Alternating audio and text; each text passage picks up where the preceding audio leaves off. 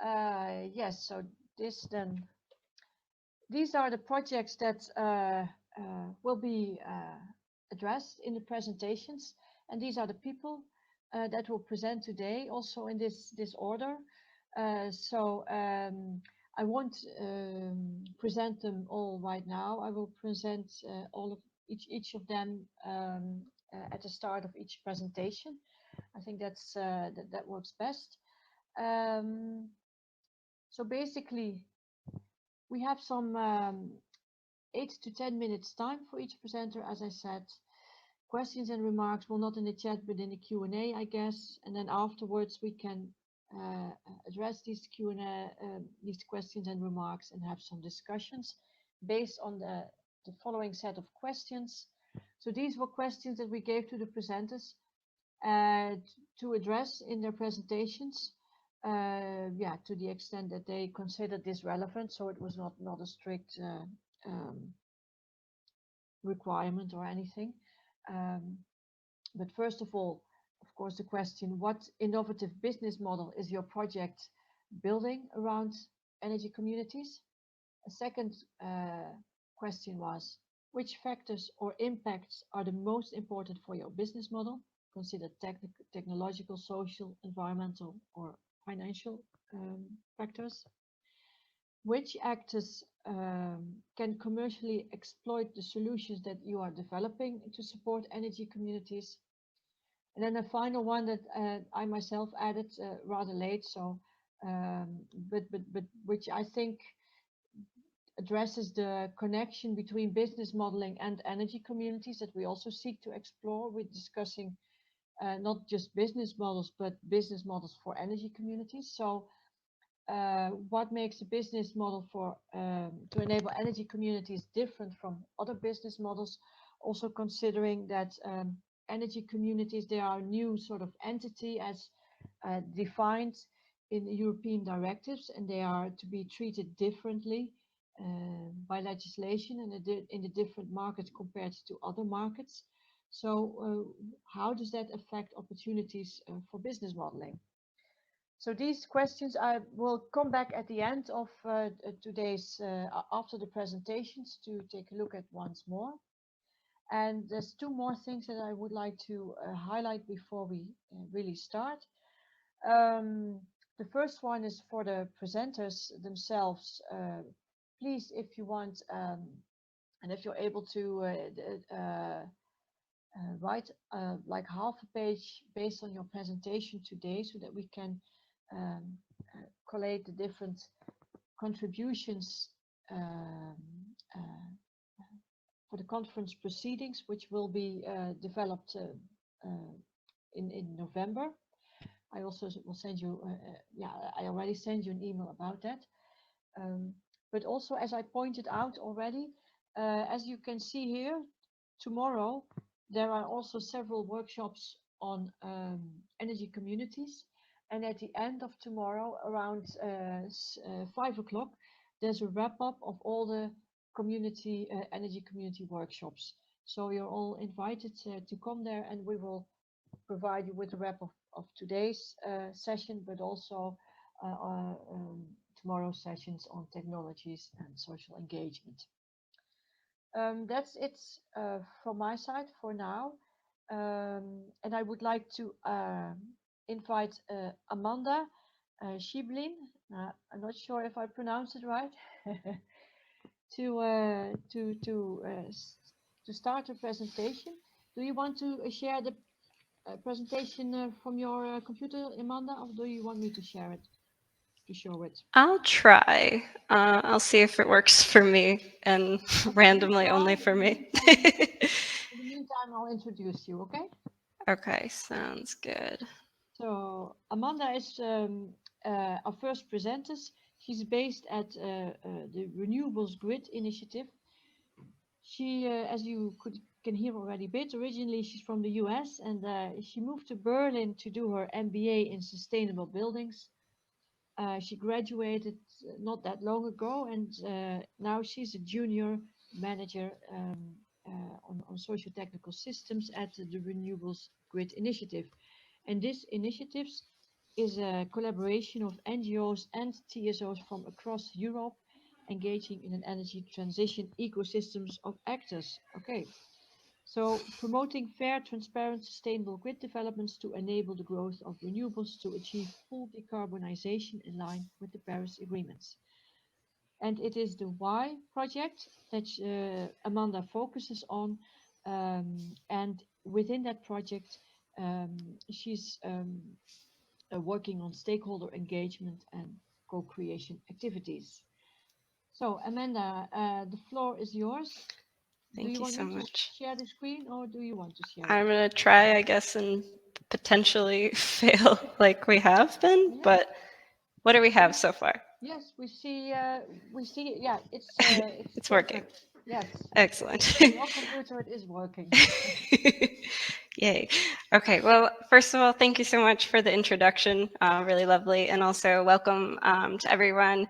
I'm going to quickly discuss why as a project, and then I'll get into how it is in part of energy communities and why business models are such a unique aspect in the energy community world. So a little bit about why. We are a consortium, just like the rest of the presenters that will be after me, in the Horizon Europe program. We are focused on this sort of this problem that energy system modeling, or ESM, has historically focused on the supply side of energy. So that's things like generation, transmission, storage. However, building decarbonization, which is, as we heard from the keynote, such a priority in order to hit our carbon neutral targets, is a demand side. So in particular in the residential sector, energy efficiency and consumption are related to human decision making and behavioral changes. So if we're looking into people's homes, that's also very personal, which adds another element. So what Y is doing is filling in the gap for a more representative ESM for the residential sector. And how are we doing this? First of all, we're only about a year old as a project, and we are investigating 5 use cases, ranging from as small as a microgrid all the way to the global level. And in the middle, we are discussing about, or we're looking at energy communities. From the use cases, we're going to gain insights on external factors, interventions, and of course, getting that individual behavior mixed with technical data to create what we're calling the Y toolkit. At the same time, since a key goal of Y is to ensure energy efficiency and consumption reductions are inclusive and tackle social and behavioral challenges, therefore, Y prioritizes alleviating energy poverty. And a few very quick things, which the main ways to tackle that is to combine the energy efficiency gains and behavioral change that's so important in Y, as well as combining information and financial incentives, implementing these at the local or even peer-to-peer level, which is very energy community based, and then avoiding the landlord-tenant dilemma. Okay, so that's already a lot, and very little of it was about energy communities. So I'm going to try to tie that all into my concept. As the slide says, the most of the development of this only started like a month and a half ago, so it's very, very fresh to me. But I think it's really imperative that we are looking at energy communities in a way to tackle energy poverty. So from what I've done, it's mostly literature review, and the concept is a work in progress, as it says. So what I hope from this, since we are pretty new, is that I can gain a lot of insights from my fellow partners, and that we can really have a good knowledge share and perspective and get input. But anyway, as we know, back to my concept, as we know, the main barriers of energy communities is the lack of financial upfront costs and resources, technical knowledge, and that includes law knowledge, so regulatory constraints, and administrative capacity in the form of time and effort. When it comes to overcoming the barriers, the main things that I found were that we need to have good regulatory frameworks, especially at the local levels. As we all know, or as we will find out, from the European level, we have some pretty good frameworks that have begun recently, and we just need some local implementation and success stories. And how we can do that is from innovative financing strategies and enabling new business models, which is why we're here. But I think they have to enable really strong partnerships.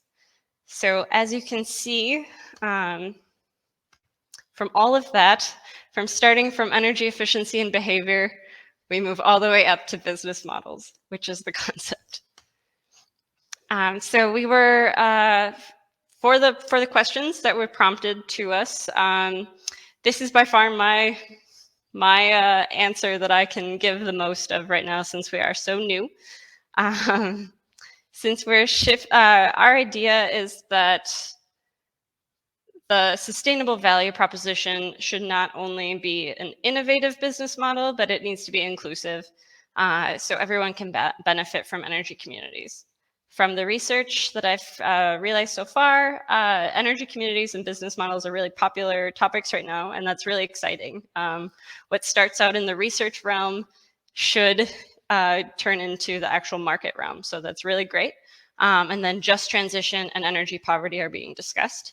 But from a critical analysis, there doesn't seem to be a lot of success stories that are putting those two together. And especially in practice, there's not very much beyond pilot projects. So since it's not, from my assumption, it's not yet market viable, so we need to look at these business models from a different dimension. Very quickly, what I mean by that is generally the target customer for an energy community has predominantly been upper income levels, older white men. And what some of the literature has mentioned is that it's an elite sort of community of interest. So what we want to do is change it to a more inclusive framework. I have a lot of ideas about this, but again, I'm really looking forward to input from my colleagues. I have a process version that is, of course, more like a quota-based, making the current structure include having vulnerable households in it. But of course, there's a lot of feasibility issues for that, especially depending on the type of energy community. And then there is the outcome version, which would be to really create business models made for these vulnerable populations that are dealing with energy poverty.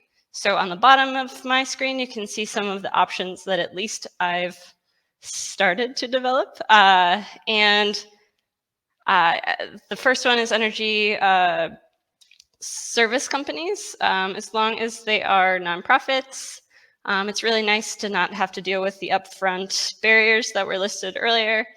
I think that social housing energy communities could be a really cool way to not only not have the upfront barriers, but also to have the community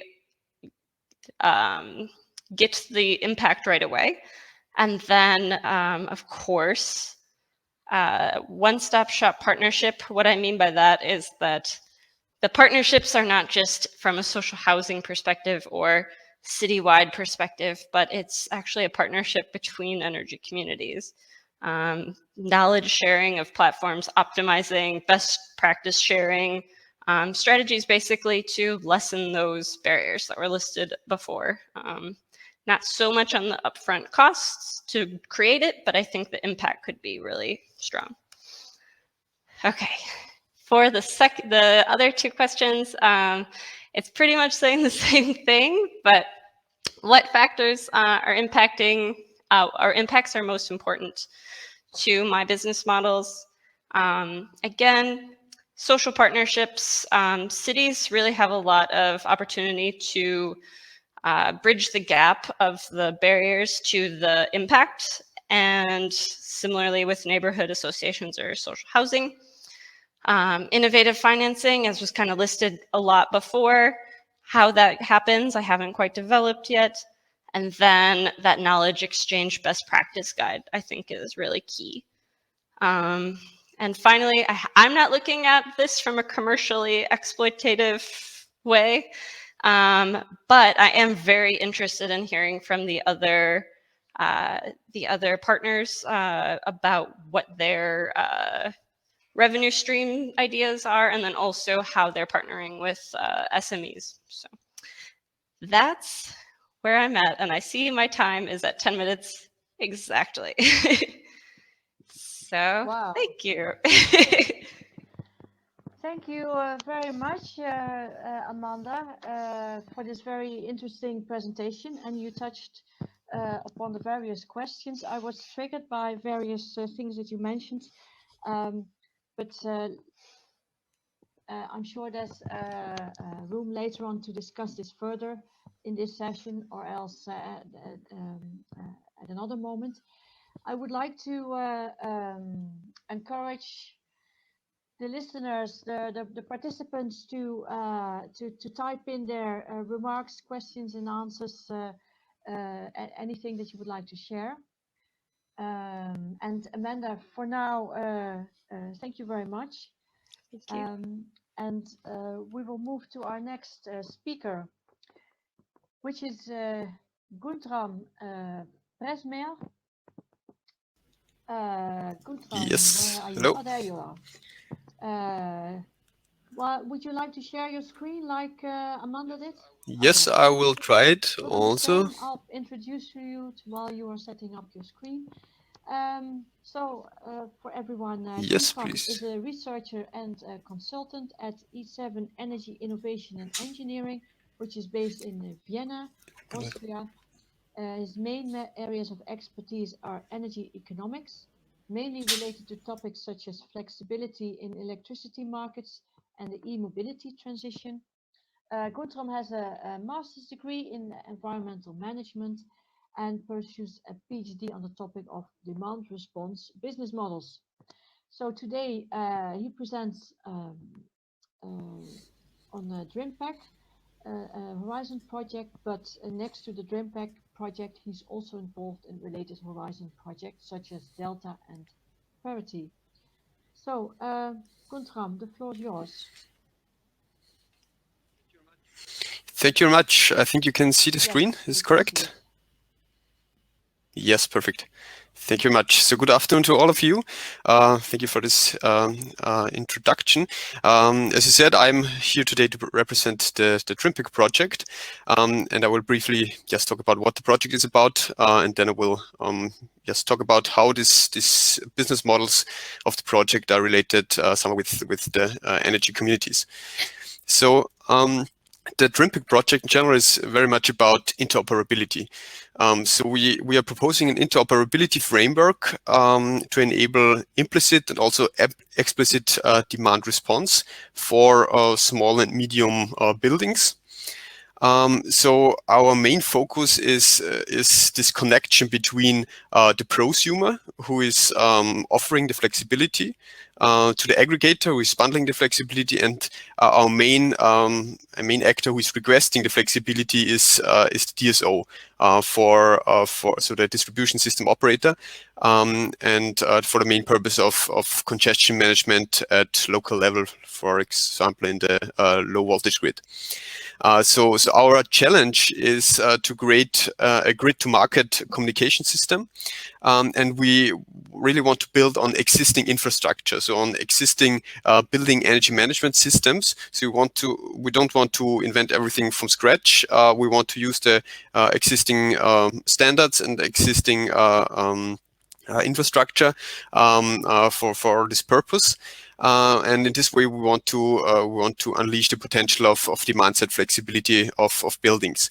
And the buildings we're considering are starting from very small. They're from the residential domain, so we really want to go into the smart home environment, but also the tertiary buildings, which have a higher flexibility potential, of course, and finally also so-called district level energy resources, which are, for example, community storages and so on, which are, of course, very relevant when we're talking about energy communities.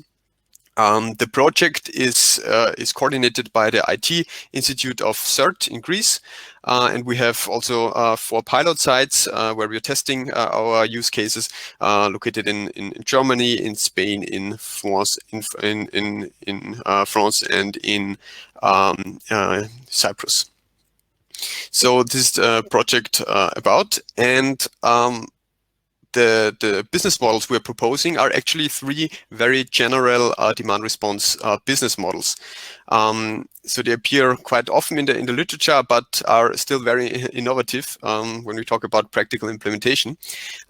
So we have a typical integrated supply and aggregator business model, so where we have the flexibility provision coupled to the energy provision. So we have a supplier acting as an aggregator and using the flexibility to optimize its sourcing costs, but also to provide flexibility to the distribution system operator for the local congestion management. Then we have the independent aggregator business model, where the flexibility provision is decoupled from the electricity supply.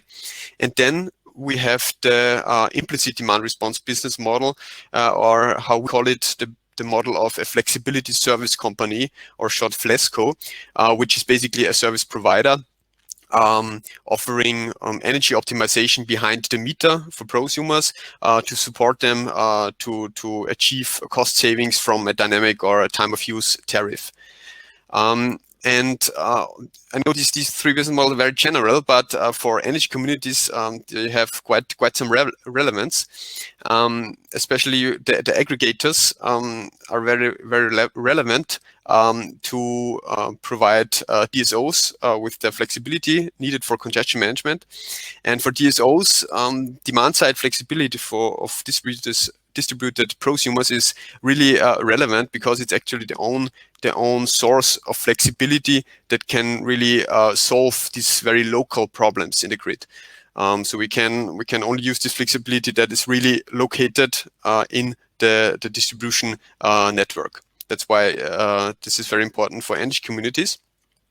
However, this FLESCO business model, this implicit demand response model, is also very relevant when we're talking about community self-balancing, meaning that the community tries to utilize as much as possible of local generated renewable energy. And similar also for the peer-to-peer trading optimization.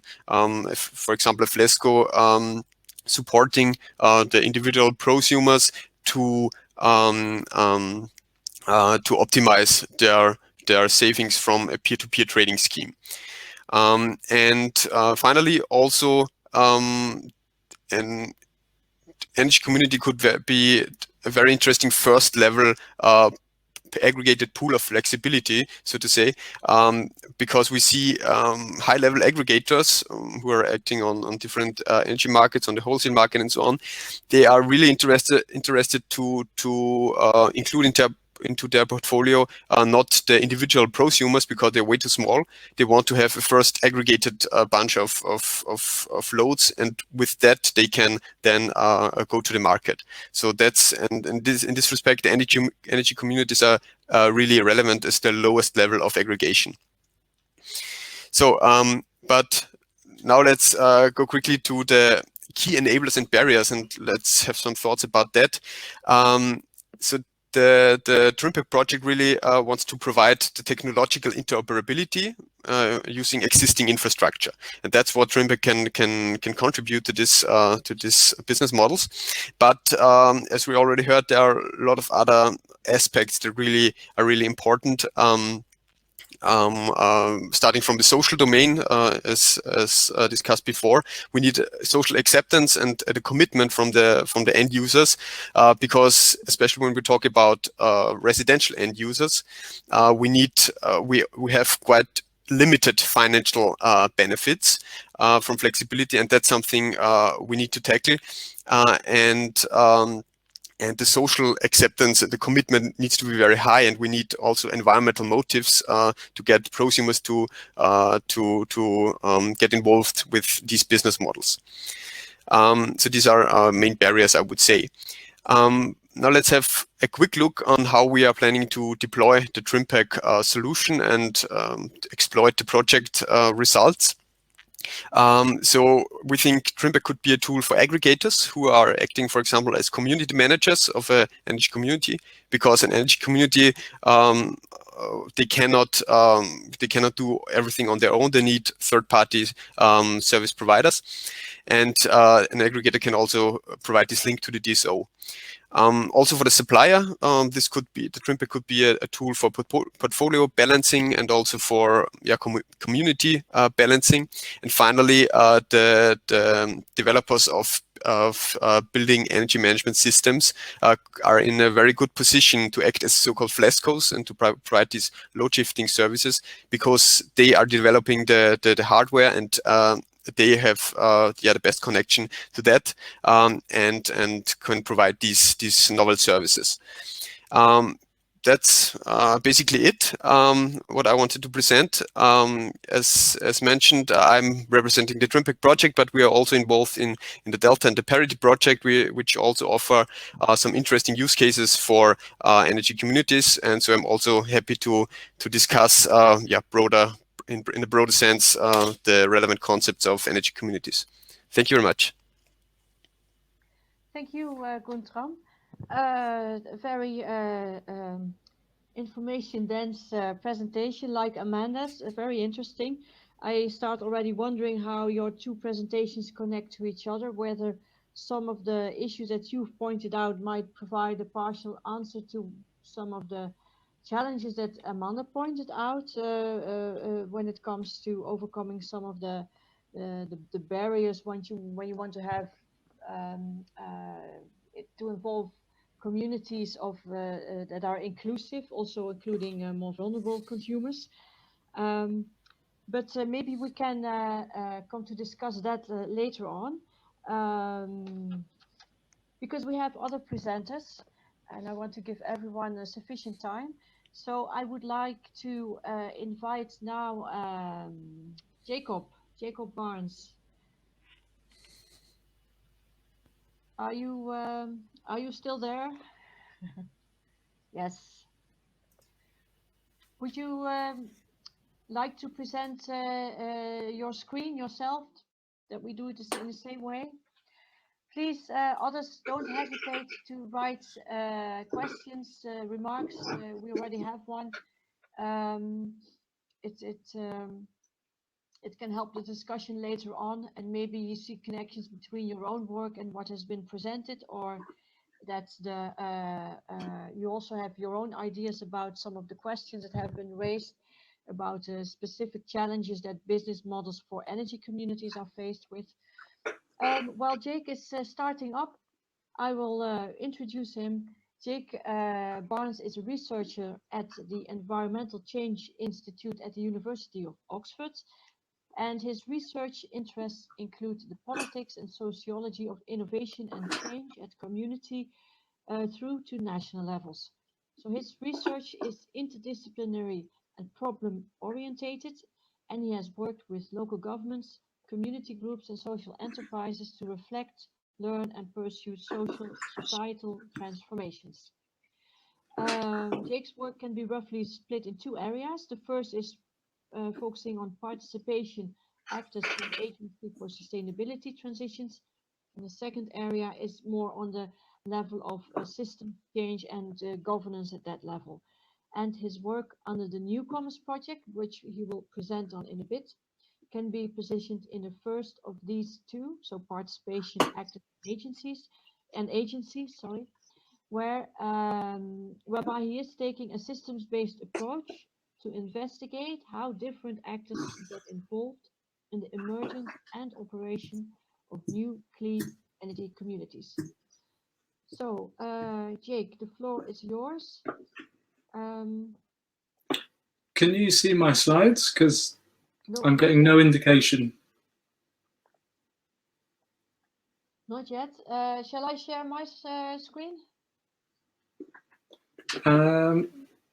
Yes, why not? Yeah. I think I've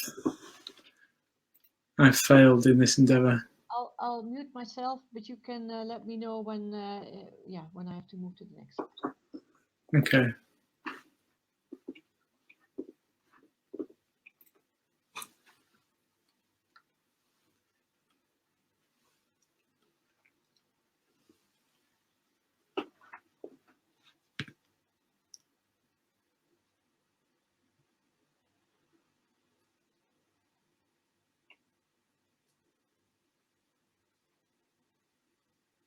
Okay, so I can see your screen and you're getting to the right place.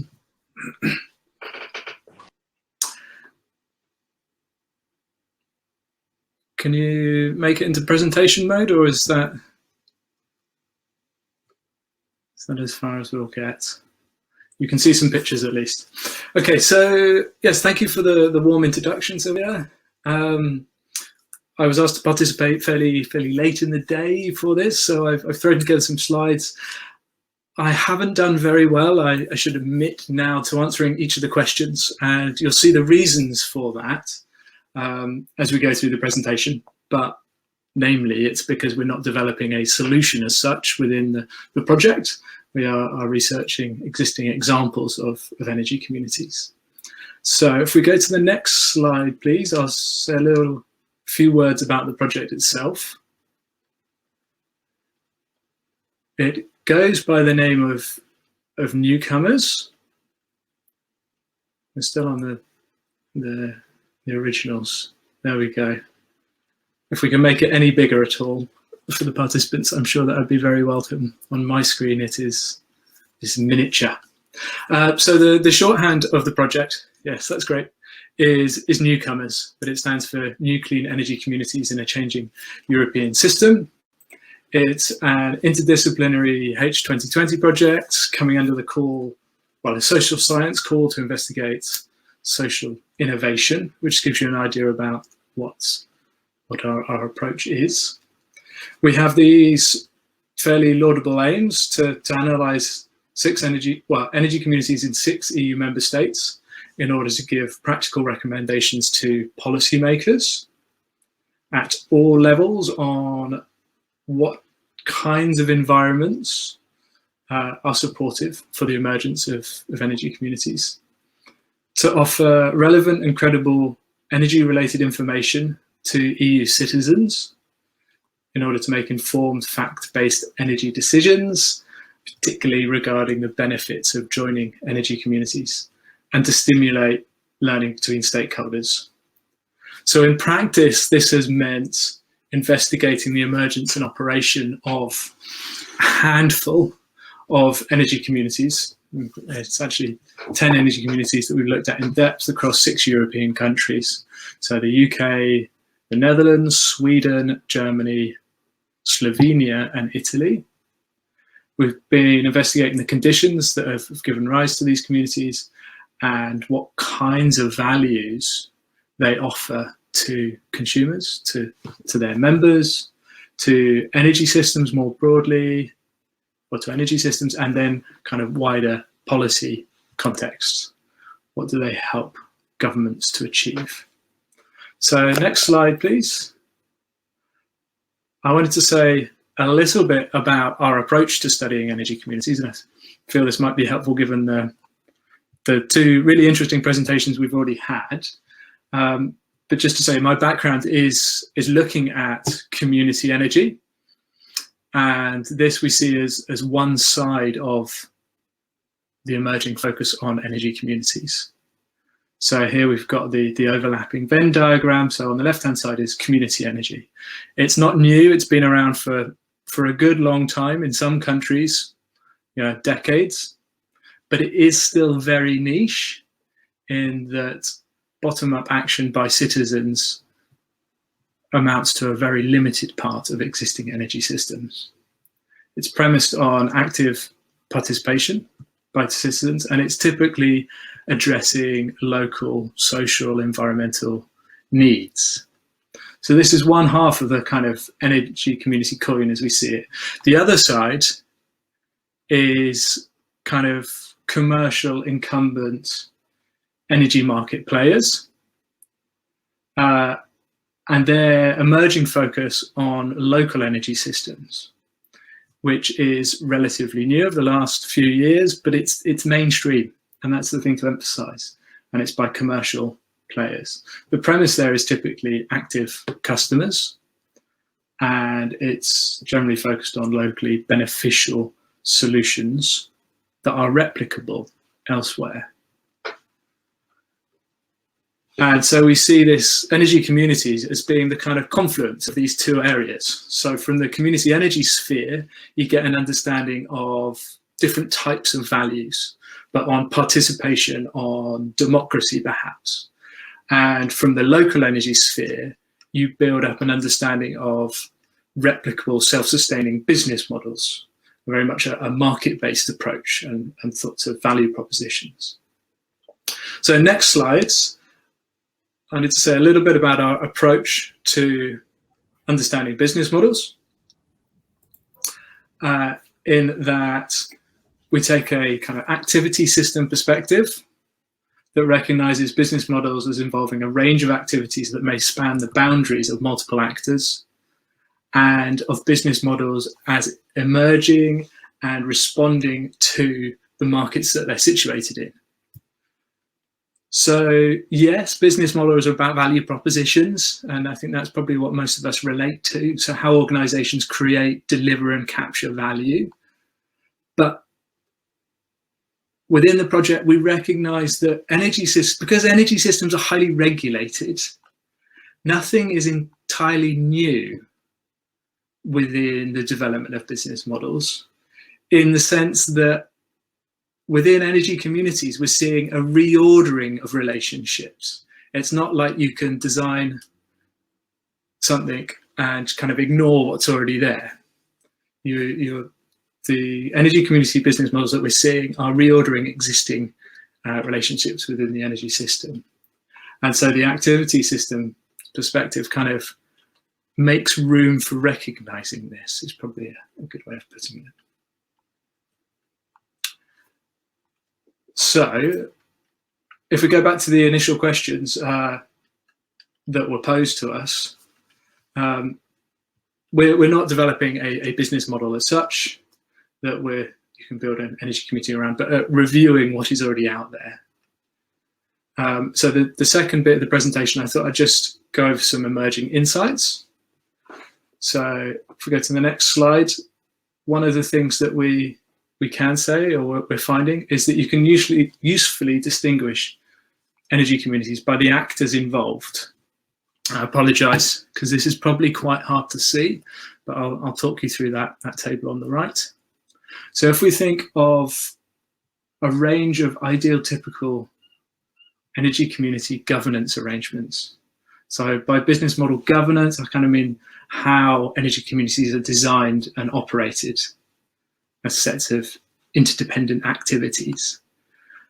On the left-hand side, you can think about doing it yourself in a kind of bottom-up way, and this is very much influenced by the community energy sphere. Yeah, thanks for the arrows. So the actors involved are typically single local organizations involving people acting individually, but kind of collectively. The motivation is diverse, but is often attacking local, social, environmental goals, and their attitude to government is all about participation and democratic decision making. Then we can also identify a kind of second ideal typical governance arrangement, which effectively can be characterized as forming an alliance with others. So you kind of get this hybrid situation in which communities are working with other organizations, maybe local, maybe non-local, maybe SMEs, municipalities, or commercial kind of international enterprises to develop energy communities. Now here the motivations are often overlapping and a bit competing, but the governance arrangement is based on trust and achieving change. And then on the other extreme, remember this is kind of ideal typical representations, we have the idea that someone else can do it for you, that it's not bottom up, it's less kind of community originated. It doesn't come from the community as such, but it's developed by single or perhaps networks of non-local organizations. And the motivation there is to identify beneficial solutions that are replicable. So there's kind of a commercial interest. So this is all very well, but I think it gets more revealing because if we go to the next slide, having distinguished between different ideotypical governance arrangements, we can actually draw insights into the range of business models realized. And so going through this kind of related table, on the left-hand side, the kind of do-it-yourself ethos, we are suggesting within the project that you can actually achieve a relatively limited number of business model archetypes or activities. And the kind of defining thing for this would be thinking about cooperative renewable installations. It's about collective generation. Now, as you move through the ideotypical governance arrangement, so if you create an alliance with other actors, you can begin to do more. Our work seems to show that you can start to develop local supply arrangements, or might even be able to develop a microgrid solution, private wire or ESCO arrangements. And then on the very extreme, if the energy community is led by someone else, by a commercial enterprise, the kind of full range of activities opens up.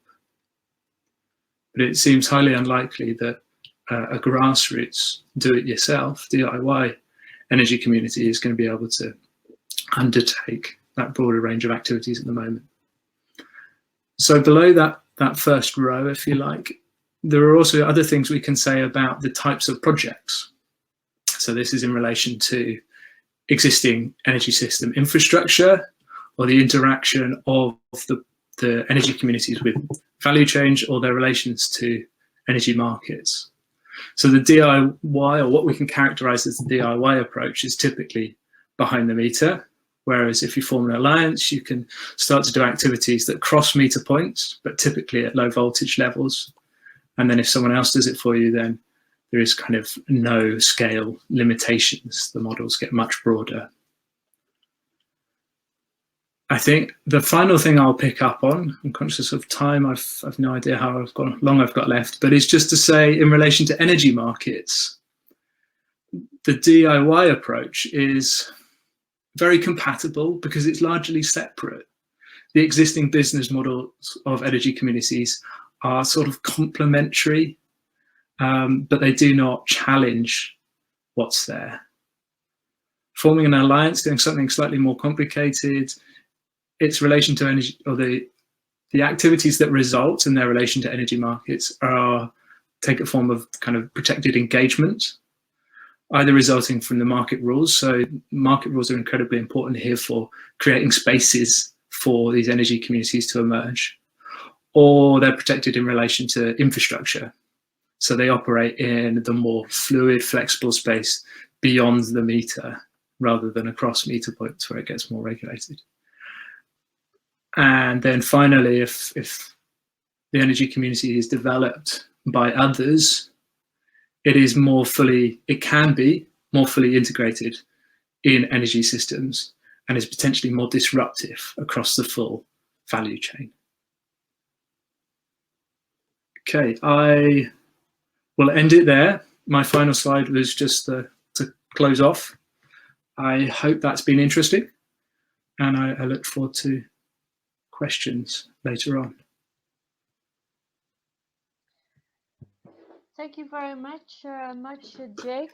I found it a very interesting presentation because your overview sort of points out also some of the difficulties that we meet when we discuss business models and energy communities. Namely, what type are you discussing? And by setting out these governance arrangements, this makes it easier to talk about different types of energy communities. And it also, for me, pointed out why it was so difficult in the previous project to actually develop a grassroots community-based virtual power plant.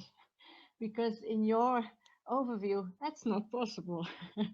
So, but that would be something interesting to further discuss. And I think it also points out how we sometimes see energy communities. Sometimes we see it as something that's really bottom up, that emerges from a local context. And sometimes energy communities are discussed as a sort of a concept or a structure that you can sort of drop in a certain context, to put it very bluntly, and there's a lot of in between.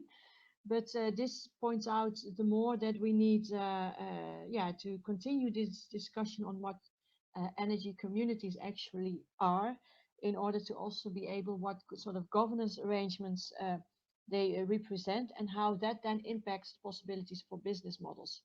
Because it might even be that for some energy community arrangements, the desired business models are not feasible in the current context. Thank you very much, Jake.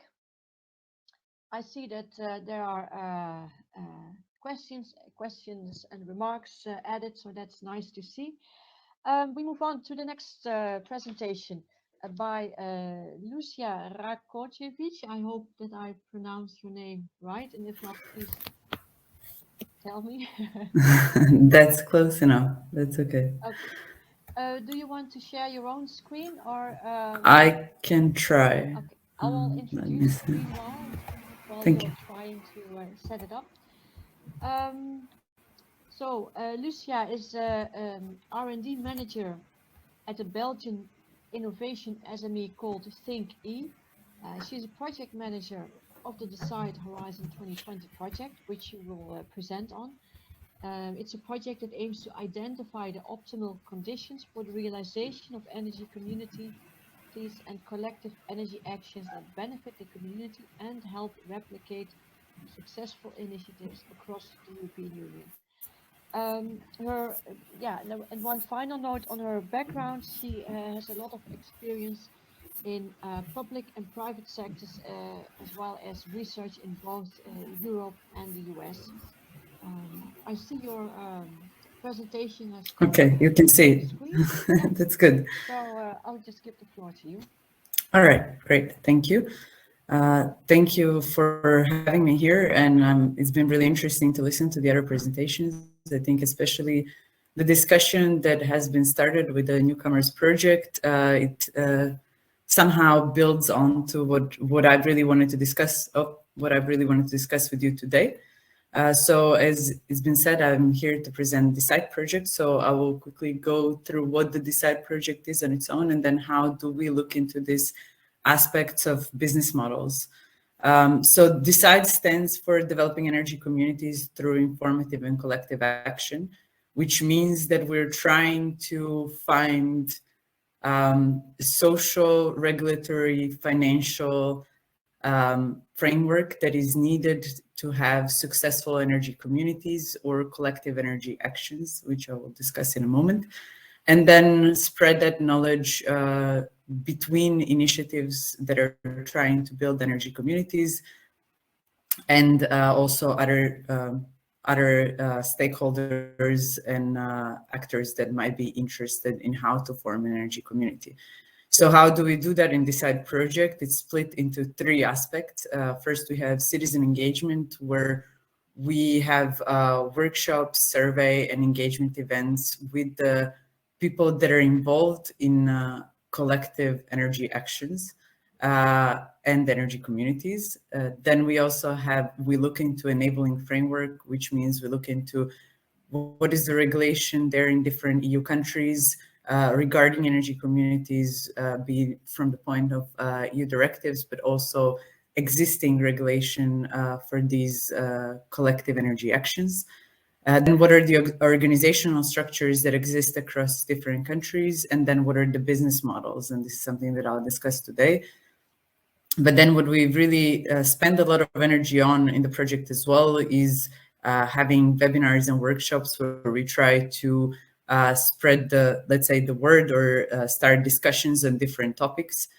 We have a coffee shop, which is an online platform where we try to connect the initiatives, which I'll explain in a moment, that are involved with the Decide project. And then finally, we also recently launched a knowledge hub, although I'm aware that there is multiple knowledge hubs on energy communities and different aspects of energy communities. So we're really trying to somehow also pull it together and have some of these also connect to our knowledge hubs so that it would be easier for a citizen of EU or a stakeholder interested to organize an energy community or a similar action to find information. So right now in Decide project, so Decide project started last year in the middle of the COVID crisis. We started with 7 pilots, which are marked here. So we have Belgium, Austria, Germany, Estonia, and Greece pilots. In the meantime, Decide project is trying to involve also other, we call them replicants, but also deciders, because we realized that initially it was meant that we have these 7 pilots and then we replicated their initiatives. However, the pilots are moving at different stages, or say initiatives are moving at different stages. So it turns out that the other initiatives that we're involving, which is now additional 11, so now we have 18 initiatives that are involved with the project. They're also at different levels. So some of them can learn from our pilots. Some of our pilots can also learn from other initiatives. So it's really going both ways, and it's really interesting to see how this is progressing. What do I mean? And I keep mentioning these collective energy actions, and Decide project is a project started, or also was the concept was made when energy communities weren't really defined in the EU directives. So as has been also mentioned previously, this is not a new concept, and it's something that has existed, some, let's say, collective or a community initiative regarding managing their own energy. So we call this all these different initiatives that are defined by regulation collective energy actions. And within them, energy communities are, let's say, a subset. So energy communities, if we want to define them as renewable energy communities or citizen energy communities, or as specific national laws define them, maybe even a bit separate, differently than that. But we try to look at this, let's say, a bit wider aspect. But the main point that we really want to do with these, or that we really want to focus on, is collective energy actions that benefit the community eventually.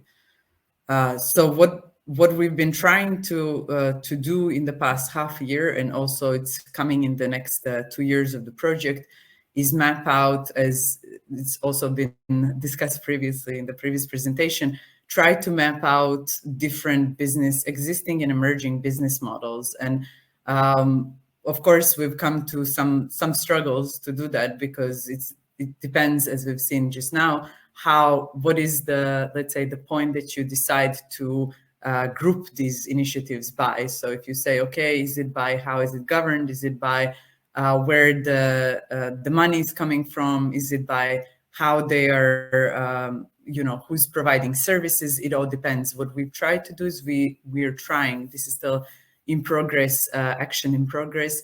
We're trying to go, let's say, a bit basic, and then say, okay, there could be energy communities or collective energy actions that maybe pick out 2 or 3 of these things and then build them into one. So it doesn't have to be that they're just in one of these, let's say, groupings, but we split them into, for example, collective energy actions that deal with the generation and supply of energy. Then we have those that have generation, distribution, and supply, or own their own grid, which is also not really possible in all member states. It's only in some member states like Germany. We see this also in Spain and in Portugal, in older, let's say, communities that have existed for some time.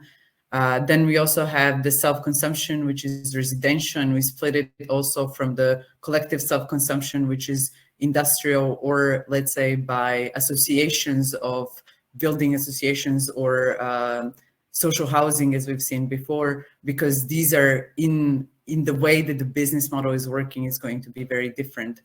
Then we have energy services that are offered by communities, such as we've also seen this from the second presentation today. For example, if energy community is offering flexibility through aggregation on its own, or we have energy services that are offered to the community by a third party. So community gathers together so that they can receive an energy service, let's say maybe at a cheaper price or under better conditions.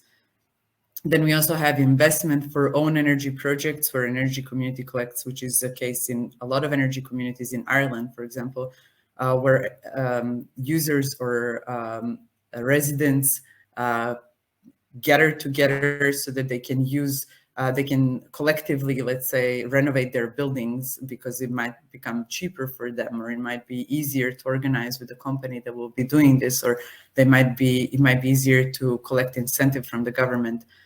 And then finally, also aggregated investment in energy, which is usually what some of the cooperatives sometimes start with, where you just get together so that you can, let's say, crowdfund an energy project like a PV or wind. Of course, in these energy communities, there is a big difference on the organizational structure, and that can be, well, I call it the collective assembly, but it's sort of this grassroots or do-it-yourself, so where people get together and they collect into an assembly to organize an energy community.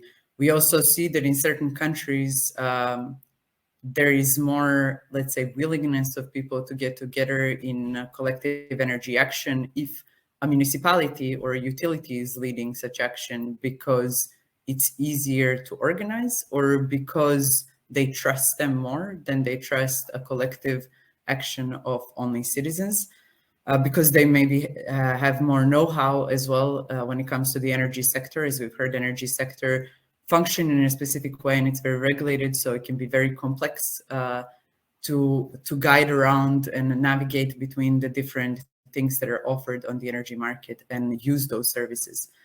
Then existing associations such as, let's say, dairy associations that are out there, or fishery or whatever local associations that exist, and then they just add this aspect also of managing energy.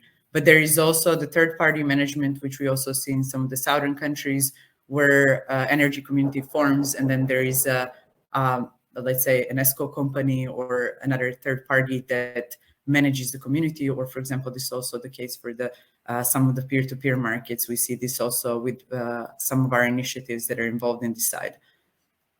And then finally, some aspects that we cannot ignore when it comes to business models. That is social aspects that we try to analyze within this side, which is all countries don't function the same. They don't have the same history. People do not trust the same organizations, for example. People do not organize the same way. Also, that doesn't necessarily have to be within country. It can also be in regions.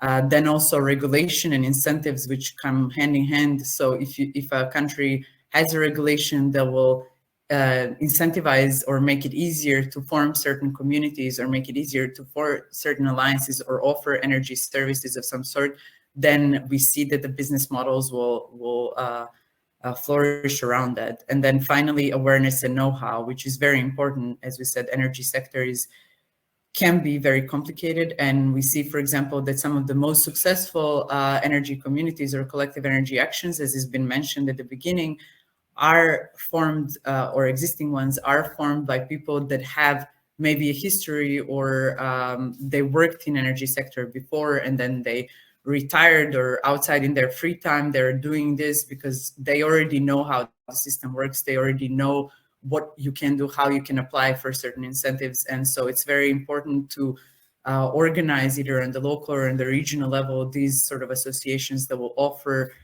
these sort of let's say advisory services, so that other people can also form their energy communities and have business models around them that function. So these are some of the things that I prepared within, as I said, within the side project, we have workshops and webinars often, and we try to contact also with the other projects that are going on, but also involve as many other initiatives as we can. We have a workshop coming up on the 28th of October next to the EU Sustainable Energy Week that will be discussing business models and organizational structures and how our initiatives, but also other initiatives that we know of fit in there. What are the examples of which specific business models? And then we also try within the project, we are planning within next 2 years also to include additional 20 replicants or deciders. So another 20 initiatives that can exchange ideas and know-how with the initiatives that we already have within the project. Thank you. Thank you, Lucia.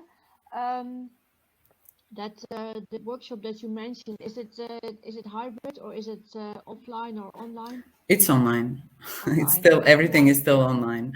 Yeah, it will be definitely public, and we try to share this on the Decide website and our social media. Yeah, I can try to share this information maybe as a feedback later on.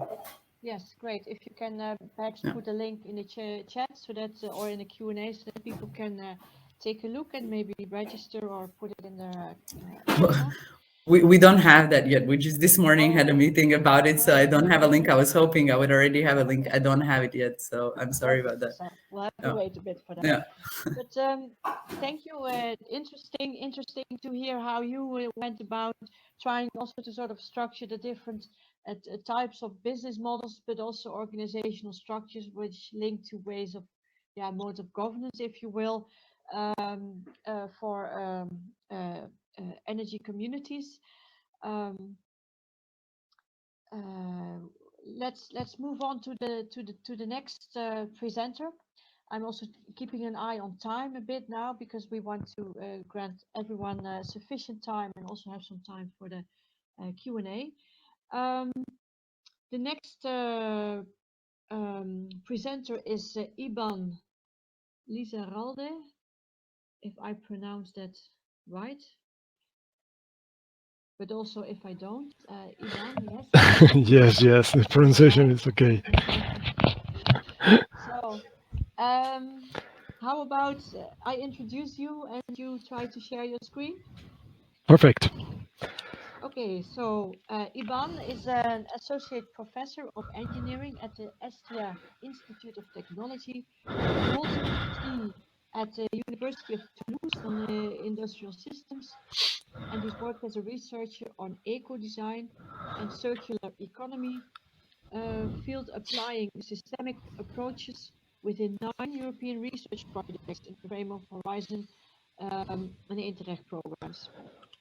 Iban has also been involved more practically in the foundations of 2 energy cooperatives, and as such building up experience in the field of sustainable business models in the energy sector, as well as citizen funding mechanisms to finance renewable energy projects. So you qualify in terms of what Lucia just mentioned, that often you see successful initiatives that are characterized by people who involved that are also working in the field, so that already have knowledge, relations, experience available. But you can tell us more about that. And Iban's most recent work focuses on innovative business models in entrepreneurial processes within the energy sector. So, Iban. Yeah, sorry, Silvia, but I cannot activate my screen. It's not allowed for me. I will. I don't know how to solve that, but I'll try. But Silvia, it seems that it's because you are presenting. To me, it says that as you're sharing your screen, I cannot share either, for instance. Okay, so I stopped sharing now. Maybe now it works. Now, for instance, I have the option, so maybe Iban's same. Yes, can you see? Yeah, something is happening. Yes, we see it. Can you try to put it on the the larger, and then that again seems not to be working for us. You tell me if you can see my screen. We can see it, but not in presenter mode. Yeah, I already launched in the present mode, like 15 seconds ago. I had the same. I'm just looking back in the chat or the Q&A because Martin had a suggestion. Mm. Maybe I can try again. Yeah, Martin said, can you also share, rather than sharing this PowerPoint, share the entire desktop? I couldn't, but maybe you can try that so that you don't share only this, but your full desktop. Okay. For me, since I had two screens, I used the F3 button to pick the present mode, but I don't know if that happens for everybody. Okay, let's try like this.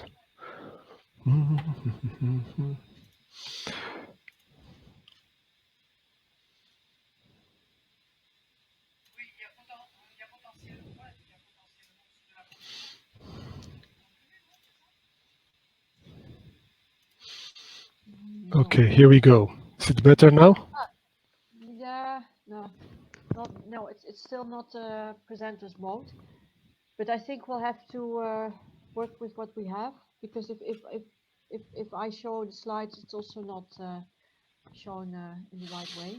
Well, in my screen it's a presented mode. What can you see yourself? Yeah, we see that you have one. It's the non-presenter mode basically. So we see your next slide in the corner. And now it's better? Yes, now it's perfect. Yeah. Okay, perfect.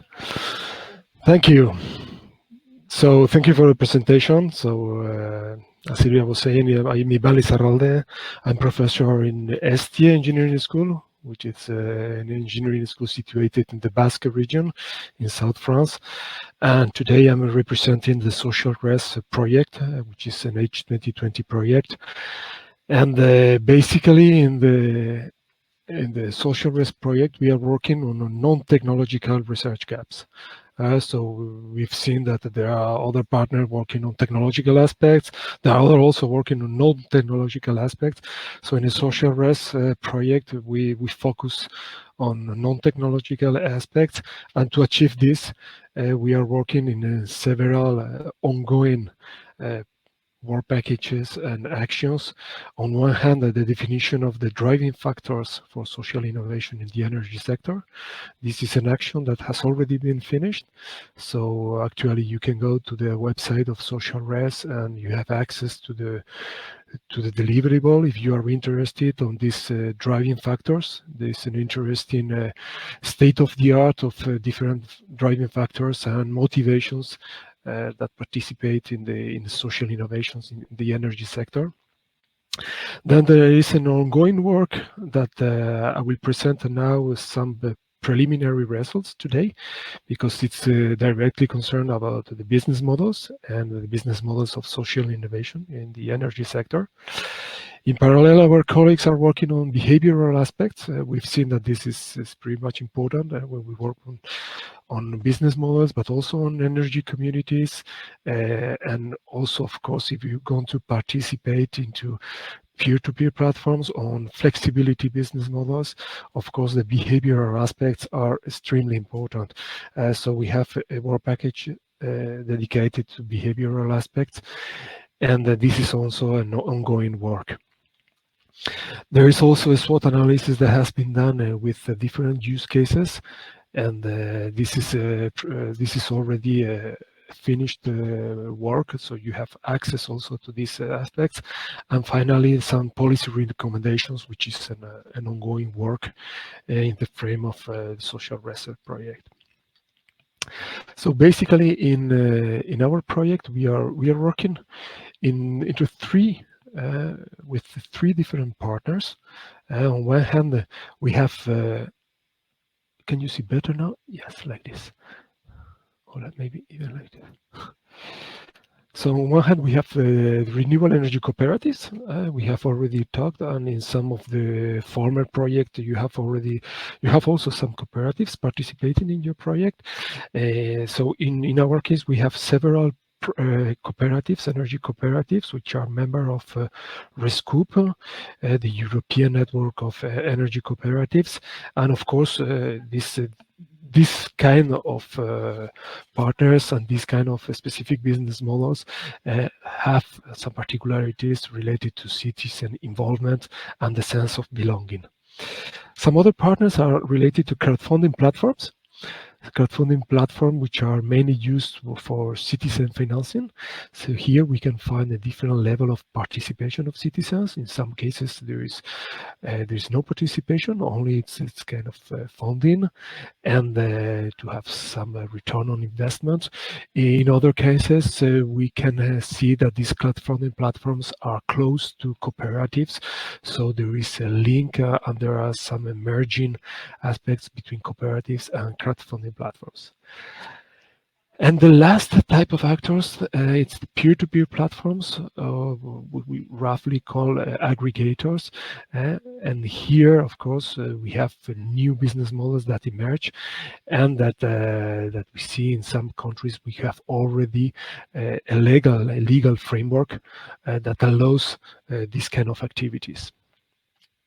So basically here you can see the different partners. There are some, of course, some universities and research centers, but you can see the different cooperatives that are participating in the social risk project, the peer-to-peer platforms, and the crowdfunding platforms. Here, of course, the objective, the main objective of social risk is to analyze the existing business models and to develop some original business models, merging different existing models in the crowdfunding platforms, cooperatives, and aggregators. So right now, for example, we are trying to merge existing business models on cooperatives and aggregators. So here the relationship. Someone has already talked about the peer-to-peer platforms, for example, that can be used in energy communities, which of course it can be related to different type of cooperatives. We are lucky in the consortium to have some cooperatives about generation, working on renewable energy generation projects, but other cooperatives are retailers, which are pretty much close to the electricity market and are close, of course, to some actors like the DSO or the balancing responsible actors. And from an aggregating point of view, also there are different kind of aggregation that we can do. We can aggregate generation, but the more and more we see examples where we are aggregating flexibility, and so we are aggregating in individuals, but also in energy communities, this flexibility in order to have access to the market of flexibility. So two specific cases, and here also I start answering some of the questions that you asked us, Sylvia. For example, which actors we are working and which actors can be used for the results of this project. On one hand, we are working on collective self-consumption and electricity sharing communities. Each country has a different legal framework for the moment. The legal framework it's different, but we've seen that there are several cooperatives, for example, that have already been started working in this kind of business models, and the first results are interesting. Of course, these results could be useful for cooperatives, but also some crowdfunding platforms that are interested in diversifying their business model. Then we have some flexibility services. These flexibility services could be used for different actors. Here in France, for example, the TSO has already defined some specific markets for flexibility services, but recently the DSO, the distributor system operator, has also started defining some markets for flexibility services. And these energy communities, of course, can aggregate these services in order to propose, to answer these markets, specific markets of the TSO or specific markets of the DSO. So it could be, finally, the actors that are concerned are directly the energy communities in order to optimize the energy input-output system, or to answer some specific markets of the TSO or the DSO. Other actors that have been participating, and here also I have to say that some of the crowdfunding platforms that are participating in the social risk project are mainly working with municipalities, and these are interesting. If you go to the web page of the social res, you can see the specific examples of crowdfunding platforms that have been defined for municipalities. So municipalities are actually obtaining financial products in more interesting conditions than the typical bank products. So this is another actor that participates in a social risk and that can benefit of some original business models that we are developing. And then, of course, I said that there are sample partners working on behavioral aspects. One of the ongoing work that we are doing which is the relationship between these behavioral aspects and for example, the flexibility business models that we are trying to define.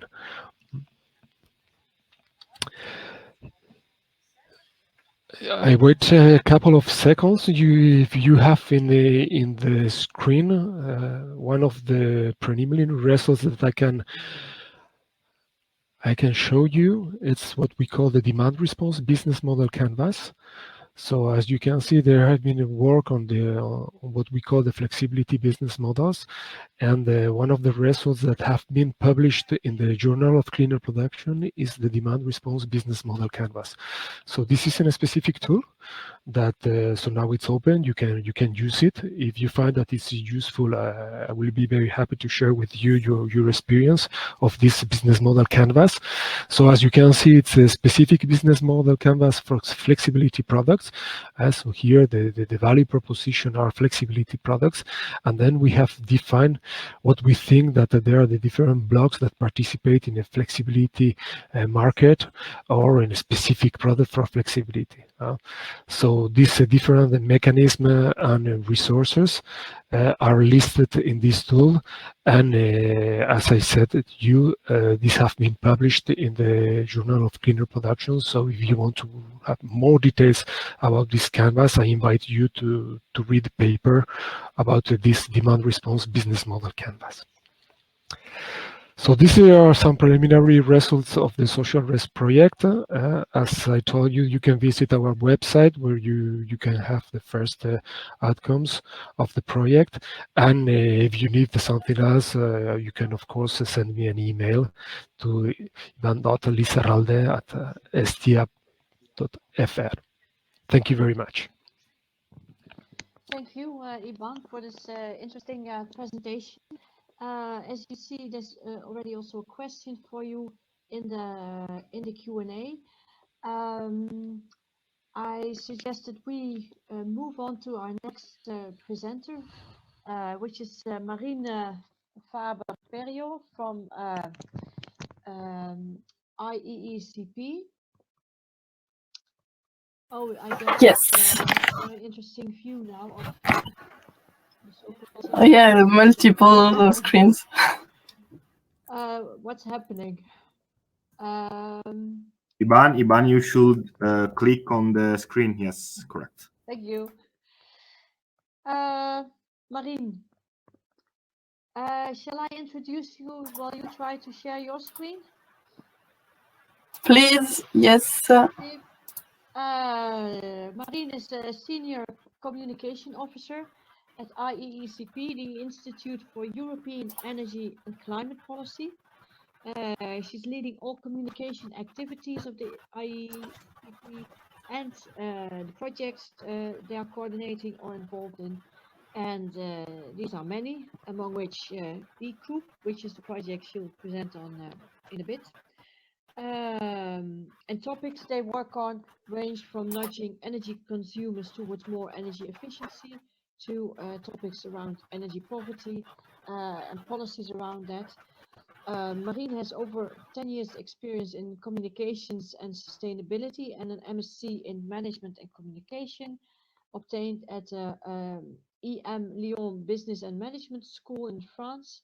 She's worked on and still works on several Horizon and other European projects.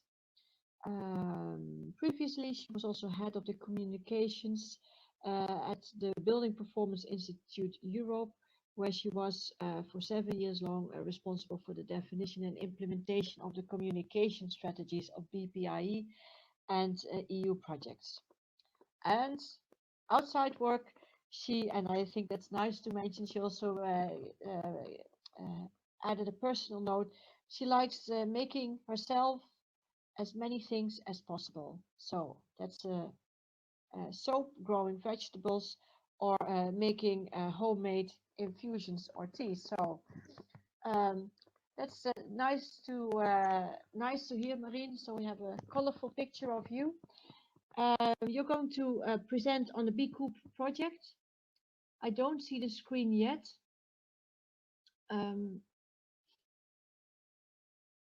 How is that going? Should I share my screen? You're still muted.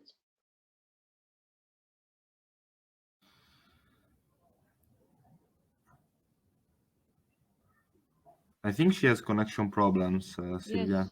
Marine, it seems that you freeze. Did you have Okay. that? Okay. Did you I'm here. Oh, now you're here. But maybe sharing is. I'm one more. Do you see it? Your connection is not very good. Do you see it now?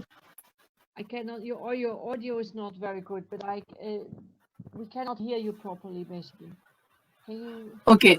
Now, if I stop sharing, you hear me better, no? Yes. So okay. Then yeah, please share for me. I'm living in Bretagne, in the west part of France, in the countryside. So you see, it's nice to grow vegetables, but it's not so good for connection.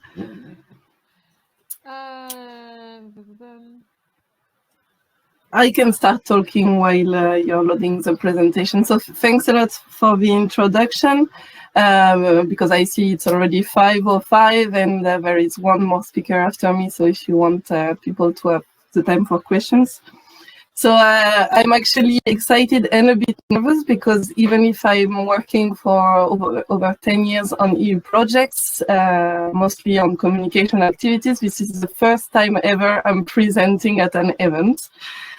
So yeah, please be kind with me. If don't ask too technical questions, I will present a BCOP, which is a project which started less than a year ago. So it was also a bit difficult for me to prepare the slides because we don't yet have business models, but I will show you how we will work around business models in the project. The next slide, please. So okay, it's quite small, but I'm on a small screen and I can read, so normally you should be able to read as well. So BCOP started in November last year. We are working, it's actually funny, I find that we are working on the same topic as Decide, the project that Lucia introduced, but focusing on bioenergy. The event description of today was that energy community, there is still a need for guidance, education and support for methodologies and practices to set up communities. And that is exactly what BCOPs aim to do, focusing on bioenergy communities. So we developed a proposal, of course, a few years ago. If the project started now, it means it was like 2 or 3 years ago. And at the time, we noticed that there were 2 trends: a slow penetration of renewables in the heating and cooling sector, and a significantly untapped renewable energy market uptake potential for bioenergy. That's why BCOP was developed. And I tried to summarize in 6 rather short sentences what we aim to do. So the goal, as you can understand from what I just said, is to put communities in charge of their local renewable bioenergy generation. How we will support them, how to do it. We will support them by providing them tools, guidance, organizing events, etc. Also helping them during the project scoping, pre-feasibility and feasibility phases, so that their implementation is made in an easy way. We will also equip local, national and EU authorities with support schemes and foster a policy debate. Again, with many activities. You will see in the next slide that we have over 50 events organized or activities. So from normally face-to-face activities, we hope that we will be able to start that soon, if COVID lets us do it. And yes, so we have 4 demo cases in Poland, Italy, Spain, and Greece. And this is where we will test and implement our solutions of for communities. Did I miss anything important here? I don't think so. So you can move to the next slide. So it's still on BCOP about our objectives. I will not read them in detail, but I'm sure you will get the slides afterwards. So broadly, yes, so I mentioned that we will identify drivers and barriers to ensure the uptake of bioenergy technologies in communities by providing resources and tools. We will have 4 communities, as I mentioned, in various countries. The idea is to get 8 additional replication cases during the project lifetime, develop 5 roadmaps at the EU and national levels. I mentioned the 50+ events already, and we will analyze over 20 community bioenergy cases, allowing us to develop some business models. So you can go to the next slide.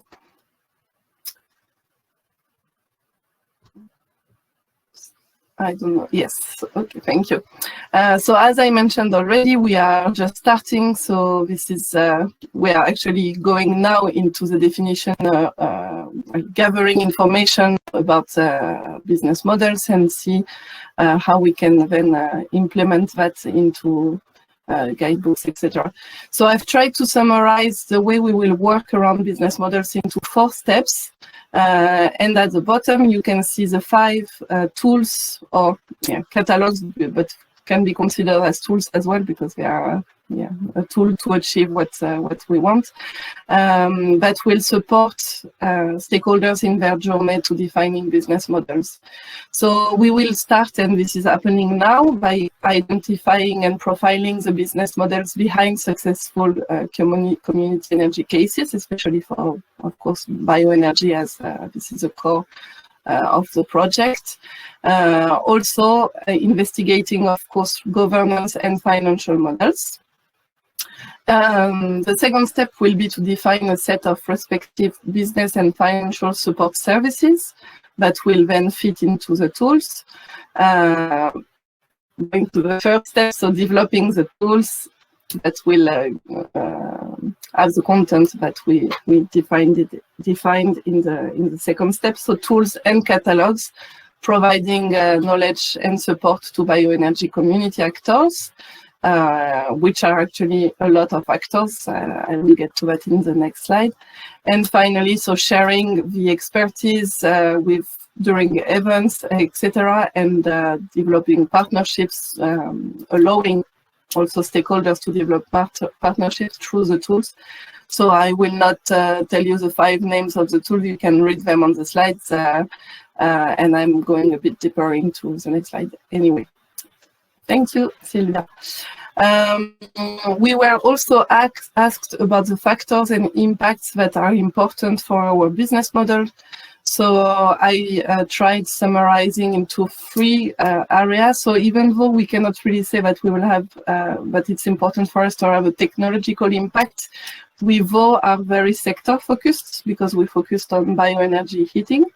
And the idea would be to facilitate the market uptake of the solutions that go with bioenergy, like cogeneration, district heating, and to show to the stakeholders a panel of solutions that exist in terms of technologies. In terms of social impact, we will, of course, involve a lot of stakeholders, and the idea is to really reduce their effort and time, the effort and time that they need to develop a community project, by giving them a lot of tools that they can use, where to find solutions, where to get in contact with people. So it could be providers, it could be peers, extra. So they will be able to use the tools, but also to do that during the events we will organize. And the environmental and financial impacts are also very important, because we will ensure that our business models are feasible financially and environmentally sustainable.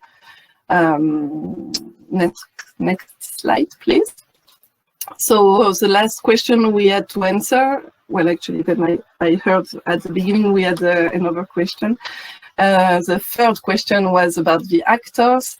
I put again, so the top of this slide are the tools that we will develop. So inventory of tools and catalogs, a self-assessment tool, and the e-market environment.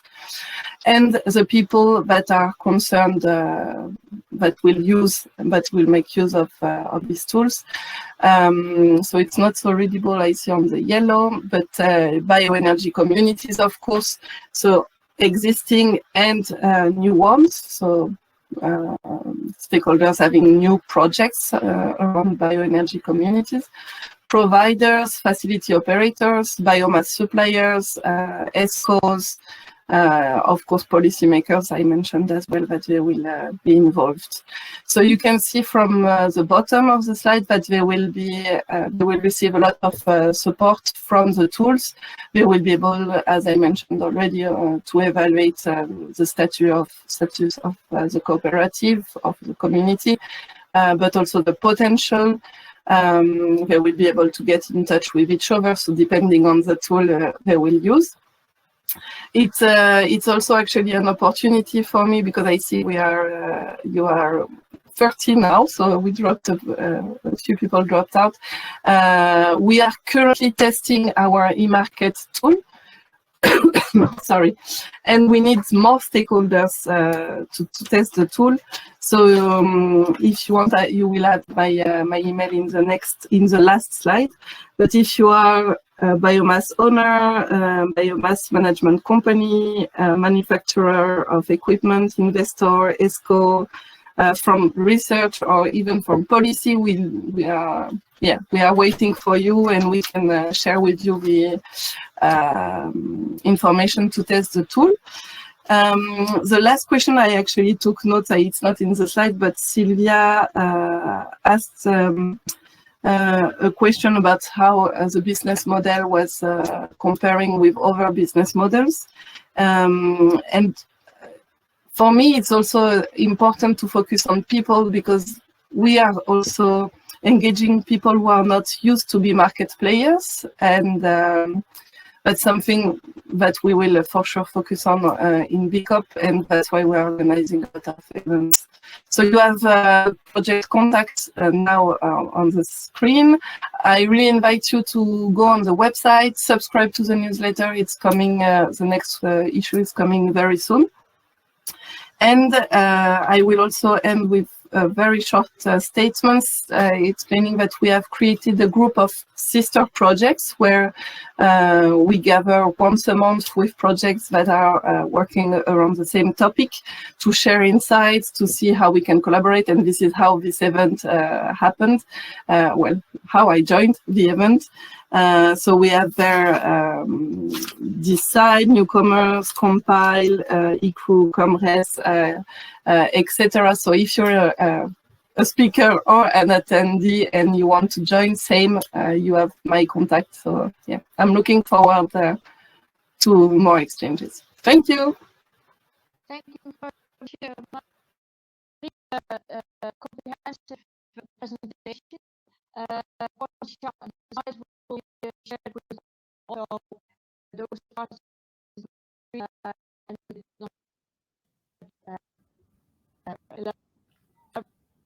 Sylvia, we have problems hearing you. Probably if Marin, you can stop. I mean, Silvia, you can stop the presentation. Maybe it will help. I don't know. Just trying out.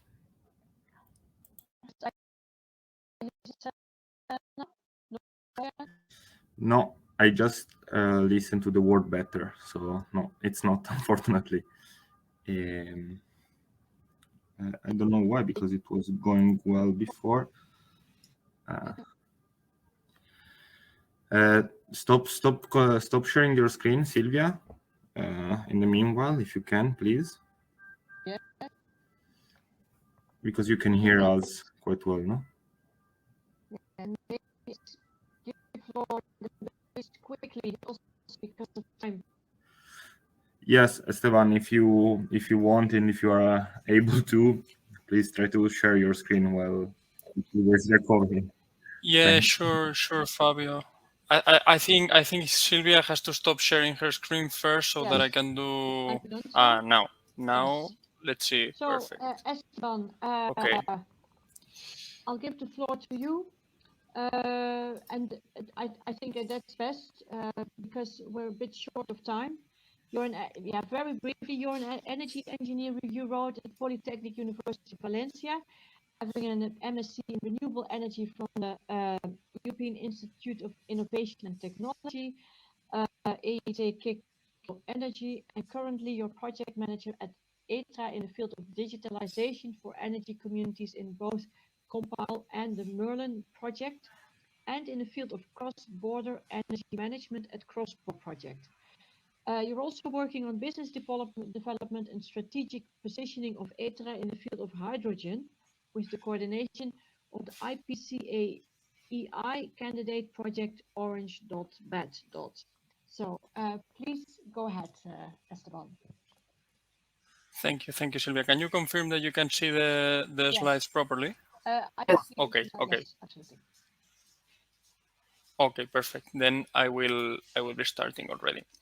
Well, so Compile. I mean, the whole idea of Compile and in general of the energy transition is that this transition should not be the whole energy transition should not be just shifting from conventional energy sources to renewable energy sources, but rather there has to be also some sort of change of paradigm. So to not to have the same energy system as has been running until now. So for that, Compile is actually empowering these local energy systems through this transition that I was mentioning from this centralized current energy system into a flexible and decentralized network where the energy communities gain importance and local energy production-wise and demand-wise gains a lot of impact. So Compile is fostering the creation of these energy communities and reflecting the positive effects of the local economy and the user acceptance, considering also vulnerable groups. So currently in Compile, we are developing several technical and non-technical tools that I will go through them or just to situate them a bit better later in the presentation. And the Compile solution is being demonstrated in 3 pilot sites plus 2 replicant pilot sites. So we are demonstrating the solutions in Slovenia, Croatia, Spain, and replicating them in Portugal and Greece. So some main part of this presentation is the business models behind Compile and what is the innovation in these business models. And actually, one of these innovative parts is that the project or the Compile solutions are not only let's say focusing on the technical management of the energy, but also they are accompanying somehow the energy communities along their whole lifespan. So Meaning we are of course developing technical tools for the grid management or energy buildings and energy community management and the management of electric vehicles and charging points in the energy communities. But additionally, we are also developing tools for this energy community companion, and not only when the community is already established, but also from the idea of starting an energy community. Compile is already providing some inspiration, knowledge sharing, and also decision support mechanisms. For instance, economic decision support mechanisms in order to help energy communities or future energy communities to establish and to success. Let me go to the next slide. There are several factors that make both the compiled business models and the energy communities in general succeeding. So starting, I mean, I have included this pestle analysis because I think it is very interesting to see all the different points and all the different, how the different pieces are building the puzzle. No, so starting from the political factor. One of the key aspects here, which Lucia was also commenting on it on her presentation before that I heard, is the political support, the support of any local political actor. It can be a municipality, it can be a local energy agency, but for instance, for the users to see that and the citizens to see that there is an actual institutional support behind. So, for instance, right now in one of the pilot sites, in the Spanish pilot site in Crevillent here in Compile, the municipality has made available 20 public spaces, 20 public roofs from public building for the community, for the cooperative to deploy more renewable energy sources. So this is the kind of support that a municipality can do for free, and that it really helps boost these energy communities. Also, in terms of economic aspects, as I was saying before, Compile is delivering support mechanisms for these consumers in order to know when to invest or how much to invest or not in their energy communities, to have not to burn out. I mean, to have an organic growth. Then, in terms of social aspects, Compile is mobilizing also a considerable amount of resources, not only for the technical developments and technical demonstrations, but also for citizen engagement and community building. So for that, we are having several local workshops, and we are being supported very much by the local partners, either municipalities or cooperatives. Then, in terms of technological solutions, of course, the Compile project is, as I said before, developing tools for the energy management of the grid, of the different buildings, which can be public or private, for the energy management of the overall community. And all of them, let's say, user-centric, so that the user can have an optimal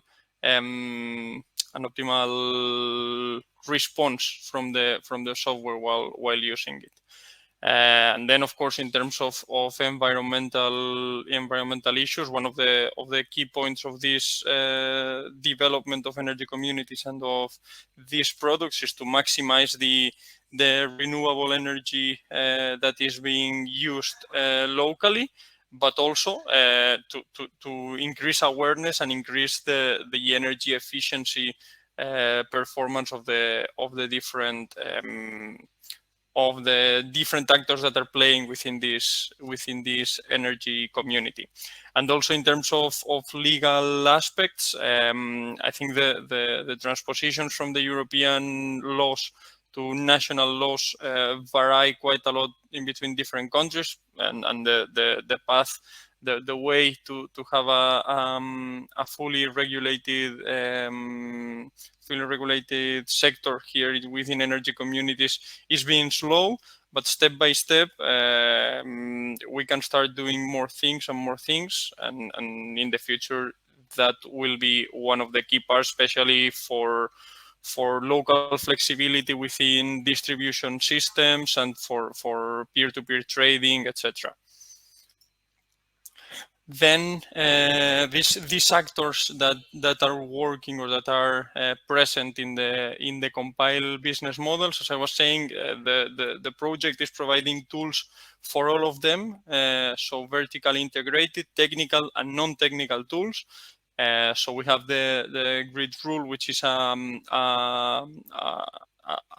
software tool to better manage the distribution system. So this one is targeting DSOs, aggregators, and microgrid operators, depending on who is the key technical partner for the distribution system or the electricity system in the community. Then we also have Compilot, which is targeting, for instance, we've had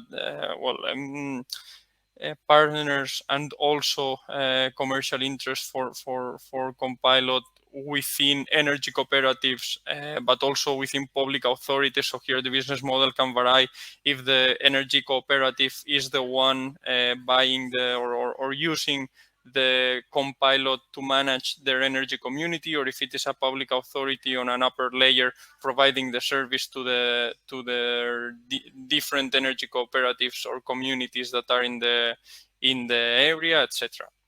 There are also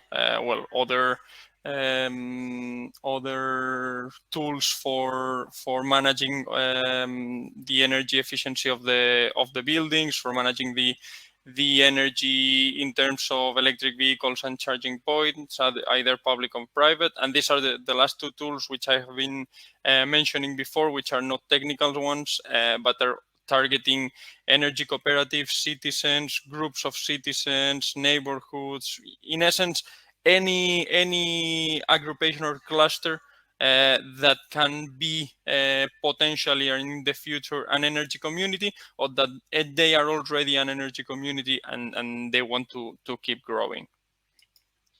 I will go very fast through this as I'm already in 10 minutes. In Compile, we are also having an international cooperation with India and China, exchanging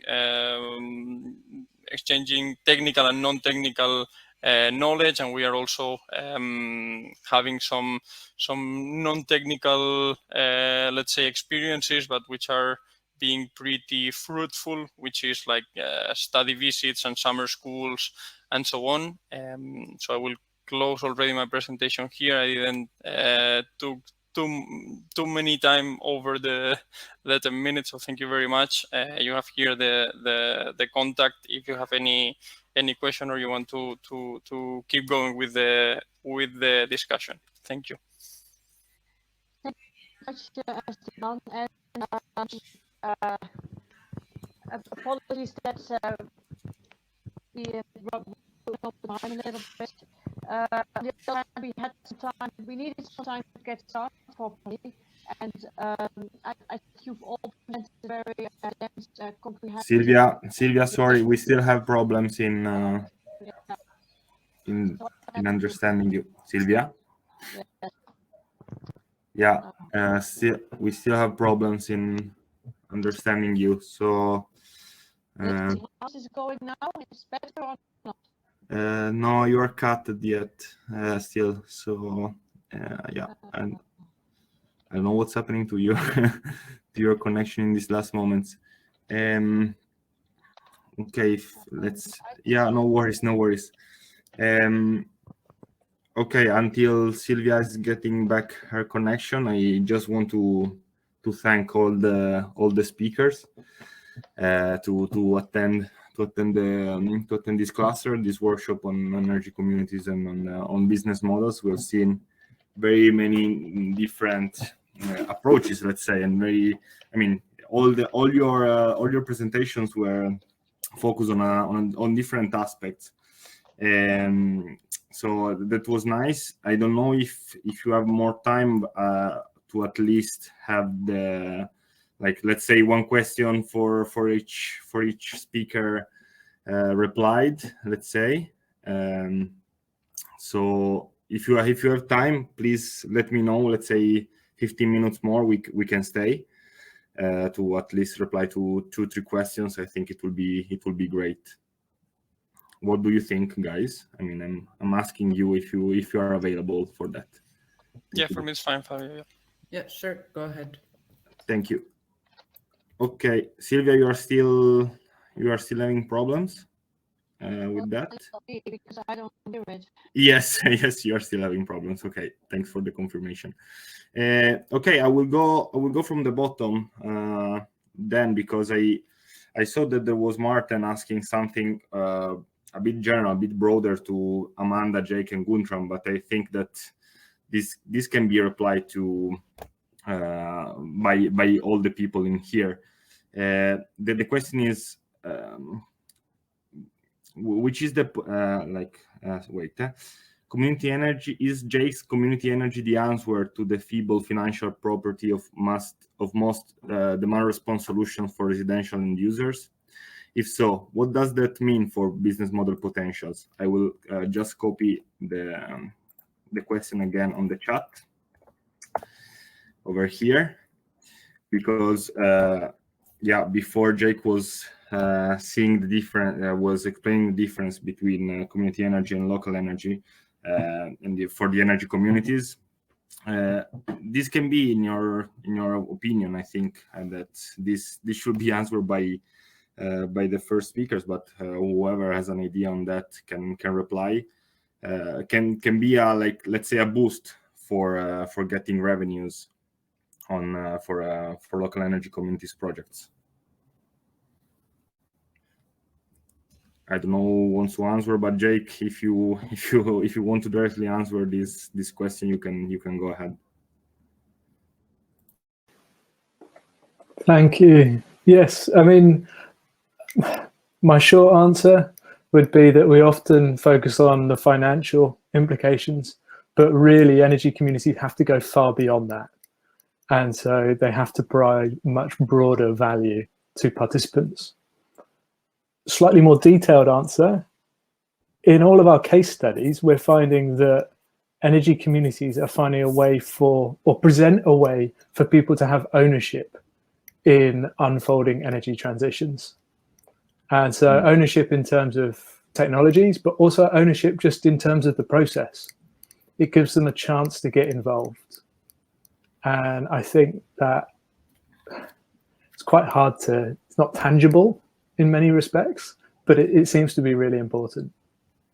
So I can open the Pandora box right now, asking you if this is, I mean, if there is the interest of citizens and of users in wanting to owning this process, these technologies, and this community initiative, because it's not always the case. We have seen, at least in my experience. So, I mean, what's your opinion about it?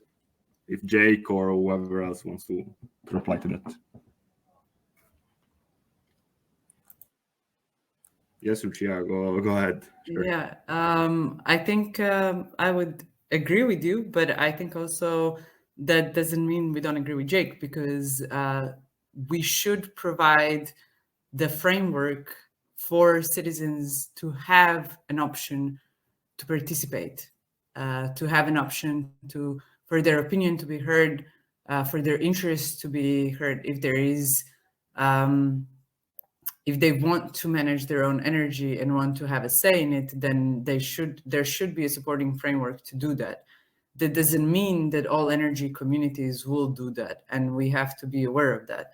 So if we negate all the energy communities, or as I call them, collective energy actions they don't do that, then we are somehow slowing down, in my opinion, this transition.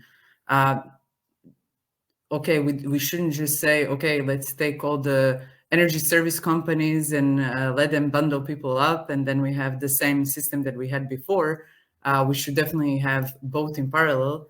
But I don't think that if there is a community that gathers together for a financial benefit, that's not necessarily bad. It could start as a financial benefit, and then community feeling could be organized, and then people get a bit of more know-how, get a bit more experience, and then it can boost into, let's say, other replicants that will have this, let's say, social aspects as well, and go a bit deeper. But if we expect that from all initiatives right now, then it's going to go very slow, in my opinion. And I would say on the other side as well, to answer your question, Fabio, a lot of people might be not interested in this sort of model because they don't know enough about it, and the hurdles are real, right? The hurdles to beginning this, and also as was mentioned also in the Q&A, like some of the regulatory hurdles. Definitely, if you're not really in this realm, it can look not very attractive to want to go into an energy community. So I think that's also the aspect of bringing more people into at least the knowledge sharing. I think that's. I would like to underline one thing. I mean, we're seeing quite a lot of interest in energy communities from all stakeholders, and also from the end users.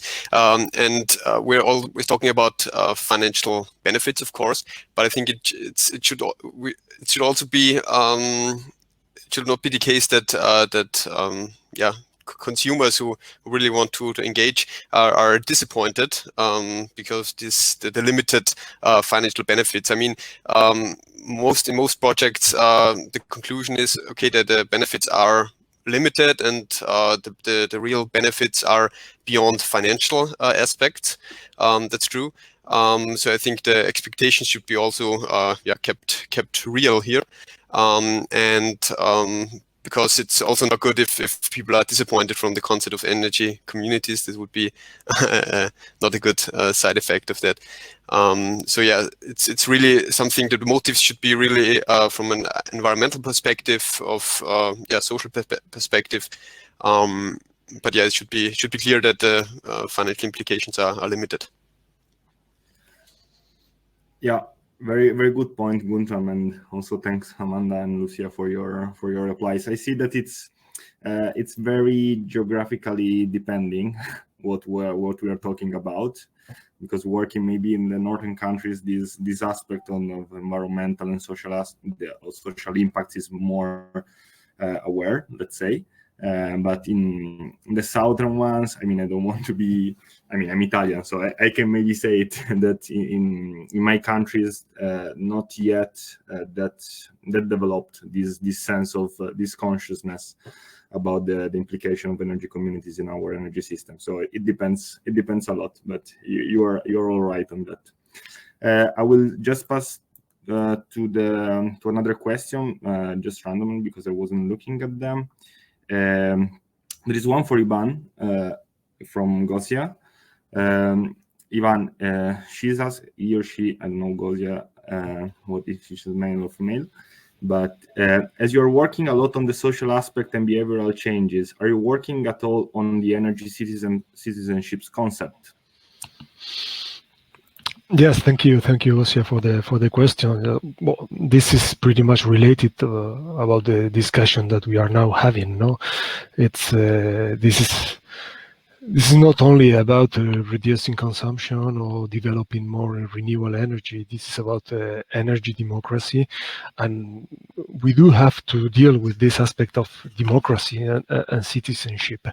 And when we are developing new markets, when we are developing new business models, if we take back again the question of the citizen or energy communities, it's the reality right now, we are seeing that there are more and more energy communities that are built top down. This means that, okay, we now have a legal framework in some countries, so there are many companies that they are trying to organize energy communities, but in a top-down logic. And well, we see that there are, in Europe, in many countries, we have system cooperatives. We have already citizens that are involved, that are organized themselves and they have. So maybe we have to see what they lack to build these energy communities. Do they lack some skills? Do they lack some digital knowledge or digital tools in order to be able to participate in these energy communities? I think that this is the main question. What citizens lack in order to develop a real democratic citizen or energy communities? And I think this is very much related also to the legislative framework and the transposition of the renewable energy communities from the European Commission, the directive from the European Commission. This is for sure one point that we all have to consider. And it's also related to what you are saying to what Amanda was presenting at the beginning, no? That from the projects she has seen until now, it's a bit of a high-level class kind of projects, these ones of the energy communities. We should like broaden it a bit if we want to reach as many people as possible and democratize a bit the energy system. This is for sure. Silvia, did you come back? Were you able to solve your problems with the connection? Let's see. Probably not.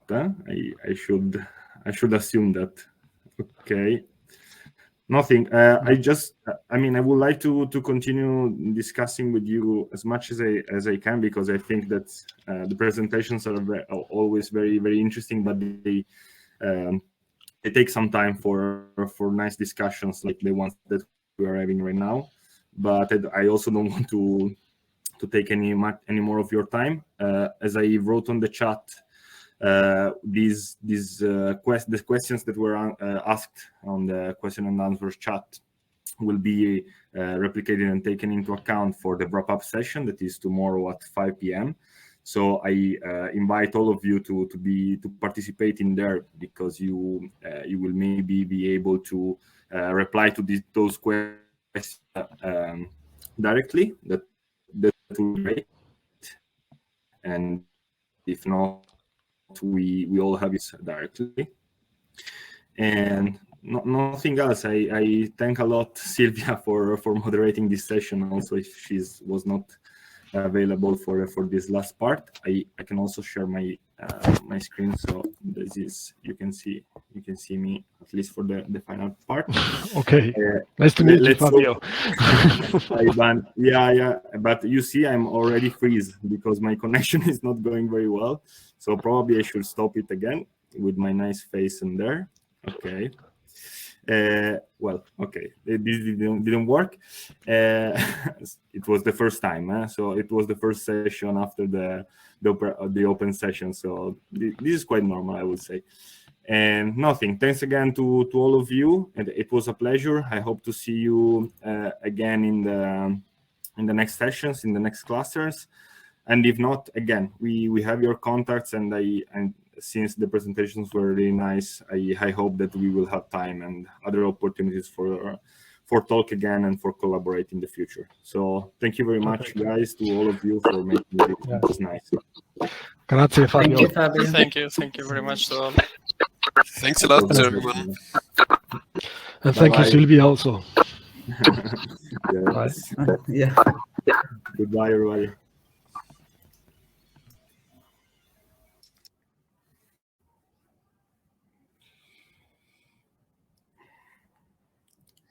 Silvia, are you there?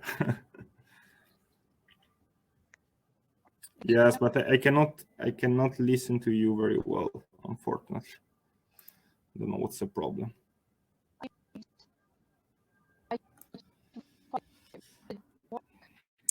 Nothing, unfortunately, nothing. I can call you, yeah, WhatsApp maybe. this could work.